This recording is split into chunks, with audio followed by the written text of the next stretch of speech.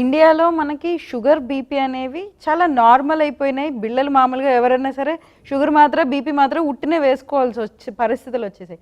So ఈ BP sugar ఉన్న వాళ్ళు బ్రెయిన్ హెల్త్ గురించి ఇంకొంచెం ఎక్కువ ఆలోచించాలా, ఎక్కువగా ఇంకా జాగ్రత్త తీసుకోవాలి డాక్టర్? డెఫినెట్లీ ఎక్కువ కాదు, వాళ్ళు ఎక్కువ చాలా ఎక్కువ తీసుకోవాలి. ఓకే. డయాబెటిక్ పేషెంట్లు సడన్గా షుగర్ లెవెల్ షూటప్ అయిపోతే అట్ ద సేమ్ టైం సడన్గా పడిపోతాయి. Okay. There was a patient last week we had a patient who was admitted with sugar levels of 26. Sugar level, diabetic patient sugar level పడిపోయి unconscious అయి పడిపోయాడు. Okay.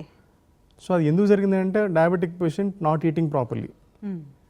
Diabetic patients పర్టికులర్గా వాళ్ళ sugar levels కంట్రోల్లో ఉండాలి, టైంకి టాబ్లెట్ వేసుకోవాలి, tablet తీసుకునే దానికి తగ్గట్టు తినాలి. నేను తినలేదు కాబట్టి ఈరోజు టాబ్లెట్ వేసుకోను, ఎక్కువ తిన్నాను కాబట్టి ఒక టాబ్లెట్ ఎక్స్ట్రా వేసుకుంటాను, అట్లా వర్కౌట్ అవ్వదు. రోజు ఎంత తీసుకుంటారో దానికి కొద్దిగా అటు ఇటు ఆల్టరేషన్స్ ఓకే, కానీ నేను టాబ్లెట్ వేసుకోలేదు కాబట్టి ఈరోజు తిండి తినలేదు కాబట్టి అసలు టాబ్లెట్ వేసుకోను, ఈరోజు ఒక స్వీట్ ఎక్కువ తిన్నాను కాబట్టి ఒక టాబ్లెట్ ఎక్కువ వేసుకుంటాను, అట్లా వర్కౌట్ కాదు. Okay. Because body is use to a system, ఆ సిస్టమ్కి అలవాటైంది, అలాగే కంటిన్యూ చేయాలి. రెండోది BP tablets very very very crucial. ఒక్క టాబ్లెట్ మిస్ అయ్యి బ్రెయిన్లో బ్లీడ్ అయ్యి సర్జరీకి వెళ్ళి బ్రెయిన్ సర్జరీ చేయించుకొని పేషెంట్ కోమాలకు వెళ్ళిపోయిన సందర్భాలు ఉన్నాయి. బీపీ టాబ్లెట్లు సరిగ్గా వేసుకోకపోవడం వల్ల, రెగ్యులర్గా వేసుకోవడం వల్ల కిడ్నీలు పాడై డయాలసిస్కి వెళ్ళిన సందర్భాలు ఉన్నాయి. That is what we commonly see.